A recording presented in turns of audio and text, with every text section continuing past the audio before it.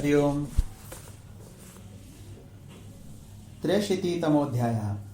देवयानी और शर्मिष्ठा का संवाद। ययाति से शर्मिष्ठा के पुत्र होने की बात जानकर देवयानी का रूठ कर पिता के पास जाना, शुक्राचार्य का ययाति को बूढ़े होने का शाप देना।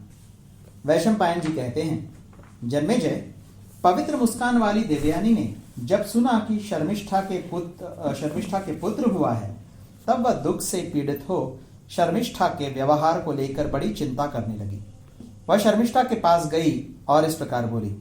देवयानी ने कहा, सुंदर भवों वाली शर्मिष्ठे, तुमने कामोलोलुप होकर यह कैसा पाप कर डाला? शर्मिष्ठा बोली, सखी, कोई धर्मात्मा ऋषि आए थे जो वेदों के पारंगत विद्वान थे। मैंने उन वरदायक ऋषि से धर्मानुसार काम की याचना की। शुचिस्मिते, मैं न्याय विरुद्ध काम का आचरण नहीं करती। उन ऋषि से ही मुझे संतान पैदा हुई है, यह तुमसे सत्य कहती हूं। देवयानी ने कहा, भीरु, यदि ऐसी बात है तो बहुत अच्छा हुआ। क्या उन द्विज के गोत्र, नाम और कुल का कुछ परिचय मिला है? मैं उनको जानना चाहती हूं। शर्मिष्ठा बोली, शुचिस्मिते, वे अपने तप और तेज से सूर्य की भांति प्रकाशित हो रहे थे। उन्हें देखकर मुझे कुछ पूछने का साहस ही नहीं हुआ। देवयानी ने कहा, शर्मिष्ठे, यदि ऐसी बात है, यदि तुमने ज्येष्ठ और श्रेष्ठ द्विज से संतान प्राप्त की है, तो तुम्हारे ऊपर मेरा क्रोध नहीं रहा। वैशंपायन जी कहते हैं, जन्मेजय, वे दोनों आपस में इस प्रकार बातें करके हंस पड़ी। देवयानी को प्रतीत हुआ कि शर्मिष्ठा ठीक कहती है, अतः वह चुपचाप महल में चली गई। राजा ययाति ने देवयानी के गर्भ से 2 पुत्र उत्पन्न किए, जिनके नाम थे यदु और तुर्वसु। वे दोनों दूसरे इंद्र और विष्णु की भांति प्रतीत होते थे। उन्हीं राजर्षि से वृषपर्वा की पुत्री शर्मिष्ठा ने 3 पुत्रों को जन्म दिया, जिनके नाम थे ध्रुयु, अनु और पुरु। राजन, तदनंतर किसी समय पवित्र मुस्कान वाली देवयानी ययाति के साथ एकांत वन में गई। वहां उसने देवताओं के समान सुंदर रूप वाले कुछ बालकों को निर्भय होकर क्रीड़ा करते देखा। उन्हें देखकर आश्चर्यचकित हो वह इस प्रकार बोली। देवयानी ने पूछा, राजन, ये देव बालकों के तुल्य शुभ लक्षण संपन्न कुमार किसके हैं? तेज और रूप में तो ये मुझे आप ही के समान जान पड़ते हैं। वैशंपायन जी कहते हैं, जन्मेजय, राजा से इस प्रकार पूछकर उसने उन कुमारों से प्रश्न किया। देवयानी ने पूछा, बच्चों, तुम्हारे कुल का क्या नाम है? तुम्हारे पिता कौन है? ये मुझे ठीक ठीक बताओ। मैं तुम्हारे पिता का नाम सुनना चाहती हूँ। सुंदरी देवयानी के इस प्रकार पूछने पर उन बालकों ने पिता का परिचय देते हुए तर्जनी अंगुली से उन्हीं नृपश्रेष्ठ ययाति को दिखा दिया और शर्मिष्ठा को अपनी माता बताया। वैशंपायन जी कहते हैं, ऐसा कहकर वे सब बालक एक साथ राजा के समीप आ गए, परंतु उस समय देवयानी के निकट राजा ने उनका अभिनंदन नहीं किया, उन्हें गोद में नहीं उठाया। तब वे बालक रोते हुए शर्मिष्ठा के पास चले गए। उनकी बातें सुनकर राजा ययाति लज्जित से हो गए। उन बालकों का राजा के प्रति विशेष प्रेम देखकर देवयानी सारा रहस्य समझ गई और शर्मिष्ठा से इस प्रकार बोली। देवयानी बोली, भामिनी, तुम तो कहती थी कि मेरे पास कोई ऋषि आया करते हैं। यह बहाना लेकर तुम राजा ययाति को ही अपने पास आने के लिए प्रोत्साहन देती रही। मैंने पहले ही कह दिया था कि तुमने कोई पाप किया है। शर्मिष्ठे, तुमने मेरे अधीन होकर भी मुझे अप्रिय लगने वाला बर्ताव क्यों किया? तुम फिर उसी असुर धर्म पर उतर आई, मुझसे डरती भी नहीं हो। शर्मिष्ठा बोली, मनोहर मुस्कान वाली सखी, मैंने जो ऋषि कहकर अपने स्वामी का परिचय दिया था सो सत्य ही है। मैं न्याय और धर्म के अनुकूल आचरण करती हूं, अतः तुमसे नहीं डरती।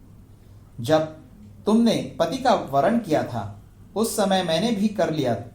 शुभ ने, जो सखी का स्वामी होता है वही उसके अधीन रहने वाली अन्य अविवाहिता सखियों का भी धर्मतः पति होता है। तुम ज्येष्ठ हो, ब्राह्मण की पुत्री हो, अतः मेरे लिए माननीय एवं पूजनीय हो, परंतु ये राजर्षि मेरे लिए तुमसे भी अधिक पूजनीय है। क्या यह बात तुम नहीं जानती? शुभे, तुम्हारे पिता और मेरे गुरु मतलब शुक्राचार्य जी, हम दोनों को एक ही साथ महाराज की सेवा में समर्पित किया है। तुम्हारे पति और पूजनीय महाराज ययाति भी मुझे पालन करने योग्य मानकर मेरा पोषण करते हैं। वैशंपायन जी कहते हैं, शर्मिष्ठा का यह वचन सुनकर देवयानी ने कहा, राजन, अब मैं यहां नहीं रहूंगी। आपने मेरा अत्यंत अप्रिय किया है। ऐसा कहकर तरुणी देवयानी आंखों में आंसू भरकर सहसा उठी और तुरंत ही शुक्राचार्य जी के पास जाने के लिए वहां से चल दी। यह देखकर उस समय राजा ययाति व्यथित हो गए। वे व्याकुल हो देवयानी को समझाते हुए उसके पीछे पीछे गए, किंतु वह नहीं लौटी। उसकी आंखें क्रोध से लाल हो रही थीं। वह राजा से कुछ न बोलकर केवल नेत्रों से आंसू बहाए जाती थी। कुछ ही देर में वह कविपुत्र शुक्राचार्य के पास जा पहुंची। पिता को देखते ही वह प्रणाम करके उनके सामने खड़ी हो गई। तदनंतर राजा ययाति ने भी शुक्राचार्य की वंदना की। देवयानी ने कहा, पिताजी, अधर्म ने धर्म को जीत लिया। नीच की उन्नति हुई और उच्च की अवनति। वृषपर्वा की पुत्री शर्मिष्ठा मुझे लांघ कर आगे बढ़ गई। इन महाराज ययाति से ही उसके 3 पुत्र हुए हैं, किंतु मुझ भाग्यहीना के 2 ही पुत्र हुए हैं। यह मैं आपसे ठीक बता रही हूं। भृगुश्रेष्ठ, ये महाराज धर्मज्ञ के रूप में प्रसिद्ध हैं, किंतु इन्होंने ही मर्यादा का उल्लंघन किया है। कविनंदन, यह आपसे यथार्थ कह रही हूं। शुक्राचार्य ने कहा, महाराज, तुमने धर्मज्ञ होकर भी अधर्म को प्रिय मानकर उसका आचरण किया है। इसलिए जिसको जीतना कठिन है वह वृद्धावस्था तुम्हें शीघ्र ही धर दबाएगी। ययाति बोले, भगवान, दानवराज की पुत्री मुझसे ऋतुदान मांग रही थी, अतः मैंने धर्म सम्मत मानकर यह कार्य किया, किसी दूसरे विचार से नहीं। ब्राह्मण, जो पुरुष न्याय युक्त ऋतु की याचना करने वाली स्त्री को ऋतुदान नहीं देता, वह ब्रह्मवादी विद्वानों द्वारा भ्रूण हत्या करने वाला कहा जाता है। जो न्याय सम्मत कामना से युक्त गम्या स्त्री के द्वारा एकांत में प्रार्थना करने पर उसके साथ समागम नहीं करता, वह धर्मशास्त्र में विद्वानों द्वारा गर्भ की हत्या करने वाला बताया जाता है। ब्राह्मण, यह मेरा व्रत है कि मुझसे कोई जो भी वस्तु मांगे उसे वह अवश्य दे दूंगा। आपके ही द्वारा मुझे सौंपी हुई शर्मिष्ठा इस जगत में दूसरे किसी पुरुष को अपना पति बनाना नहीं चाहती थी, अतः उसकी इच्छा पूर्ण करना धर्म समझकर मैंने वैसा किया है। आप इसके लिए मुझे क्षमा करें। भृगुश्रेष्ठ, इन्हीं सब कारणों का विचार करके अधर्म के भय से उद्विग्न हो मैं शर्मिष्ठा के पास गया था। शुक्राचार्य ने कहा, राजन, तुम्हें इस विषय में मेरे आदेश की भी प्रतीक्षा करनी चाहिए थी, क्योंकि तुम मेरे अधीन हो। नहुषनंदन, धर्म में मिथ्या आचरण करने वाले पुरुष को चोरी का पाप लगता है। वैशंपायन जी कहते हैं, क्रोध में भरे हुए शुक्राचार्य के शाप देने पर नहुषपुत्र राजा ययाति उसी समय पूर्वावस्था मतलब यौवन का परित्याग करके तत्काल बूढ़े हो गए। ययाति बोले, भृगुश्रेष्ठ, मैं देवयानी के साथ युवावस्था में रहकर तृप्त नहीं हो सका हूं, अतः ब्राह्मण, मुझ पर ऐसी कृपा कीजिए जिससे यह बुढ़ापा मेरे शरीर में प्रवेश न करे। शुक्राचार्य जी ने कहा, भूमिपाल, मैं झूठ नहीं बोलता।